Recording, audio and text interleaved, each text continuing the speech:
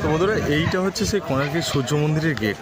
এই গেটটা কিন্তু আর খোলা হয়নি, প্রায় 120 বছর কেটে গেছে। এখনও পর্যন্ত ভারত সরকার চেষ্টা করেনি এই গেটটা খোলার জন্য। দেখতে পাচ্ছেন তো, এখনও কিন্তু বন্ধই রয়েছে। ভালো করে দেখানোর চেষ্টা করছি।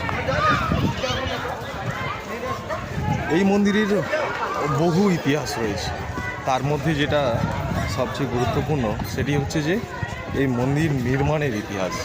এই মন্দির নির্মাণ করেছিল শ্রীকৃষ্ণ পুত্র শম্ভু।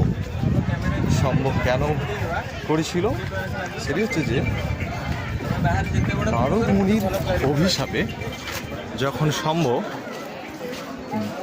অভিশপ্ত ছিল, সেই অভিশাপ থেকে মুক্তি পাওয়ার জন্য, মুক্তি লাভের জন্য কি করেছিলেন, মুক্তি লাভের জন্য একজন মুনির কাছে গিয়েছিলেন। উনি তখন বললেন যে তুমি সূর্য দেবতার শরণাপন্ন হও।